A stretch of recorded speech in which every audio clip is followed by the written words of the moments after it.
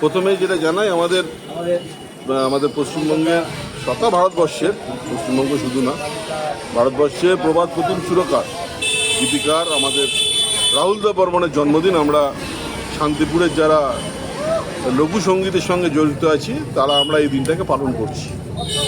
আজকে ওনার 87তম জন্মদিন এবং আমাদের এই দিনটা আমাদের 14তম আমাদের বছর।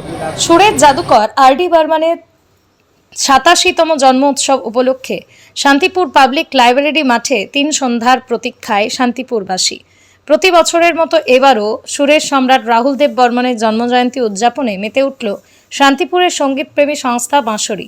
এবছর তাদের এই আয়োজন 14তম বর্ষে পদার্পণ করল। প্রতিবার শান্তিপুর পাবলিক লাইব্রেরি হলে 4 দেওয়ালের এই অনুষ্ঠান সীমাবদ্ধ থাকলেও এবার পরিস্থিতি কিছুটা ভিন্ন। 14 বছর আগে ঠিক এই দিনটিতেই শান্তিপুর পাবলিক লাইব্রেরির গেটের সামনে কেক কেটে আলোচনা সভার মাধ্যমে বাঁশরী সংস্থার সদস্যরা সুরের ভগবান আর.ডি. বর্মনের আবির্ভাব দিবস পালন শুরু করেছিলেন। সেই আবেগ এবং ঐতিহ্যকে মাথায় রেখেই এবারও সাড়ম্বরে আয়োজিত হচ্ছে 3 দিনব্যাপী এক বর্ণাঢ্য সাংস্কৃতিক অনুষ্ঠান। লঘু সঙ্গীতের আঙিনায় সামাজিক দায়বদ্ধতা, বাঁশরী সংগঠনের সকল সদস্যই লঘু সঙ্গীত কিংবা বিভিন্ন ধরনের বাদ্যযন্ত্র সঙ্গীতের সাথে যুক্ত। সংস্থার সদস্যদের মতে অন্যান্য কালোজয়ী গায়ক গায়িকাদের নিয়ে একাধিক ফ্যান অ্যাসোসিয়েশন বা সংগঠন থাকলেও সপ্ত সুরের জাদুকর পঞ্চম দাকে নিয়ে অঞ্চলে তেমন বড় কোনো উদ্যোগ ছিল না। সেই অভাববোধ থেকেই 14 বছর আগেই পথ চলা শুরু।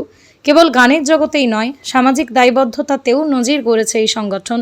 প্রতি বছরের মতো এবারও তাদের উদ্যোগ থাকছে বিশেষভাবে সক্ষম মানুষদের পাশে দাঁড়িয়ে আর্থিক ও মানসিক সহযোগিতা, স্বেচ্ছায় রক্তদান শিবির, পরিবেশ রক্ষায় বৃক্ষরোপণ কর্মসূচি। শান্তিপুর তথা সমগ্র নদিয়া জেলার গুণী শিল্পীদের বিশেষ সম্মাননা জ্ঞাপন।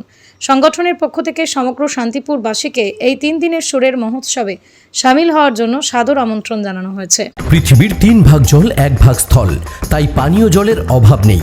কিন্তু বিশুদ্ধ পানীয় জল একটাই, বৃষ্টি অ্যাকোয়া। প্রতি ফোঁটায় আনে তৃপ্তি, মেটায় তেষ্টা। বৃষ্টি অ্যাকোয়া, বিশুদ্ধ পানীয় জল। আমরা 13 বছর অতিক্রম করেছি, এটা 14 বছরে আমরা পা দিলাম। আমাদের এবছর অনুষ্ঠান হচ্ছে, তা এবছরে আমাদের অনুষ্ঠানটা নিয়ে প্রথম থেকে সমস্যা ছিল, কারণ আমাদের অনুষ্ঠানটা প্রতি বছর হলের ভেতরে হয়। তা এবছর যেটা সমস্যা হয়েছিল, হলের ভেতরে কাজ চলছে, স্বভাবতই মাঠও পাওয়া যাচ্ছিল না। মাঠটাও যেহেতু হলের সঙ্গে সংযুক্ত, সেই জন্য মাঠ পাওয়ার ক্ষেত্রে একটা পারমিশনের একটা গণ্ডগোল হয়েছিল। কিন্তু আমাদের সংগঠনের অন্যতম সদস্য আলো এবং আমাদের পার্থ সহ আরও অনেকে যারা আছে প্রচণ্ড দৌড়াদৌড়ি করেছে, এবং অরুদ্ধা আছে আমাদের, এরা সবাই মিলে প্রচণ্ড দৌড়াদৌড়ি করেছে এবং আমাদের শান্তিপুরের মাননীয় বিধায়ক যিনি আছেন তিনি এ বিষয়ে হেল্প করেছেন।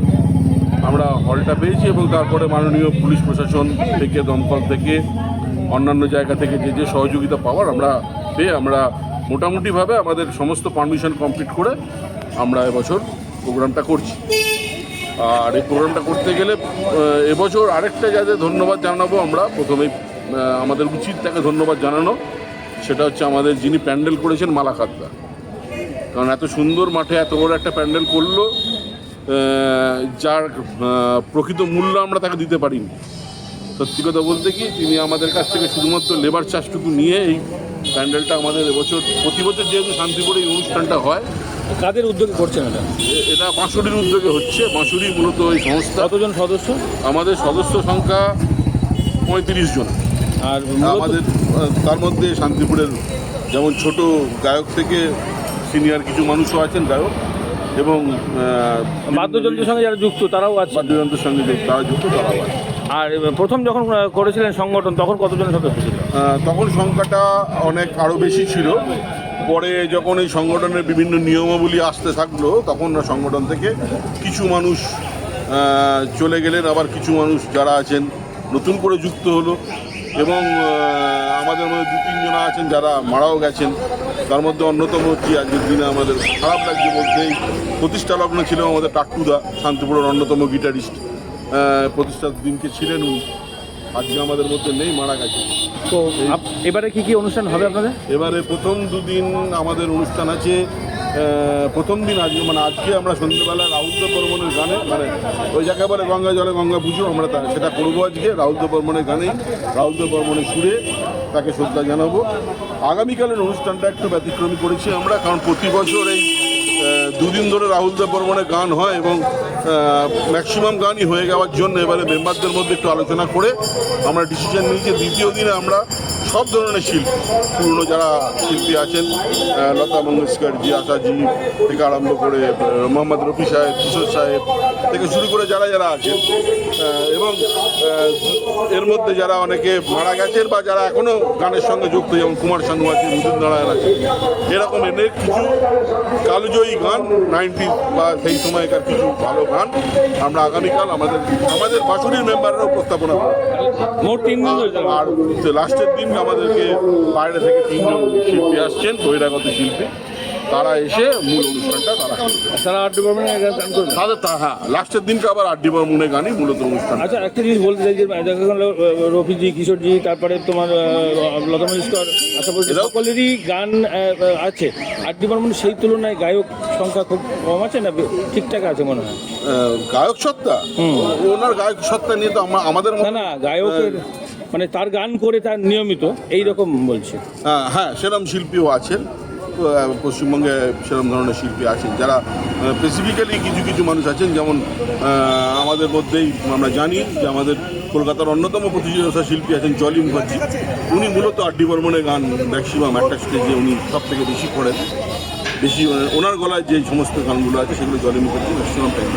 আপনাদের যে সদস্য আছে তারাও তো বেশিরভাগই আর্ট ডিপার্টমেন্টের গান করেন। হ্যাঁ, আমাদের ম্যাক্সিমাম আড্ডি বর্মনের গান করে, এবং আড্ডি বর্মনের নিজস্ব গান ছাড়াও আড্ডি বর্মনের সুরারূপিত আড্ডি বর্মনের কম্পোজ করা গান, সেই সমস্ত গানও আমাদের আজকের দিন। তাহলে এবারে তিন দিন ধরে প্রোগ্রাম হবে। এবার 3 দিন ধরে প্রোগ্রাম, প্রতিবারই 3 দিন হয়, এবারও 3 দিন প্রোগ্রাম হবে। শুধুমাত্র একদিন আমরা আড্ডিকে বাদ দিয়ে অন্যান্য আর্টিস্টদের গান। আর সেক্ষেত্রে সকলেই দেখতে পাবে শান্তিপুর পাবলিক লাইব্রেরি। শান্তিপুর যেহেতু পাবলিক লাইব্রেরি মাঠে আমাদের প্রতিবারই ওপেন করা থাকে, কিন্তু এবছর যেটা হয়েছে মাঠে করাতে আমাদের সুবিধা হয়েছে, আমরা প্রচারটা অনেকেই দেখতে পারবে। আরও আমাদের সিট অ্যারেঞ্জমেন্ট সেরকমভাবে করা আছে, এবং আমাদের প্যান্ডেলও সেভাবে করা আছে যে এখন বর্ষাকাল, যাতে বৃষ্টি বাদল আসলে যাতে কোনো রকম অসুবিধা না হয়, সেই জন্য একটা ব্যবস্থা করা আছে।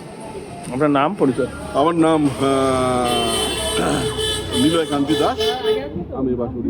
নদিয়ার সবথেকে বড় English medium school JRS public school প্রায় 35 বিঘা জমির ওপর গড়ে উঠেছে বিশাল campus.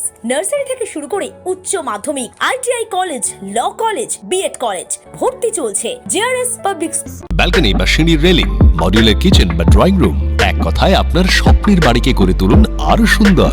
Chakdah ply centre, gorgeous look বা কোয়ালিটি সবে 3 number 1 Chakdah ply centre.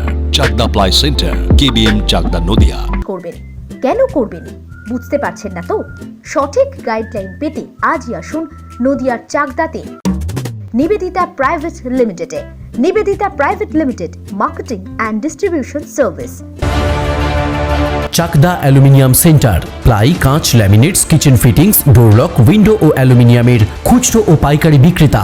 Chakdah aluminium centre, Purbalalpur 50 নম্বর রেলগেটের পাশে, চাকদা, নদিয়া। হোমওয়ার্কটা করেছো? হ্যাঁ স্যার। এ বাবা, ভুল করেছো কেন? চোখে কেমন ঝাপসা দেখছি, লিখতে আর পড়তে খুব সমস্যা হচ্ছে। চাকদার মডার্ন অপটিক্স থেকে ভালো চোখের ডাক্তার দেখিয়ে নাও। প্রতিদিন প্রকৃত চোখের ডাক্তার ও দৃষ্টি বিশেষজ্ঞ মডার্ন অপটিক্স, চাকদহে। স্যামসাং, জিও, রিয়েলমি, নদিয়ার একমাত্র অথরাইজড ডিস্ট্রিবিউটর ঘোষ কমিউনিকেশন, থানার মোড়, চাকদা। ভাবছেন 3 স্টার ক্যাটাগরিতে কাটাবে? রুম রে মাত্র 1500 টাকা থেকে স্টার, খাওয়া দাওয়া রিজনেবল প্রাইস। নদিয়ার একমাত্র 3 স্টার ক্যাটাগরি হোটেল এনবি সোনার বাংলা হোটেল, কল্যাণী এইমসের ঠিক উল্টো দিকে, কল্যাণী, নদিয়া।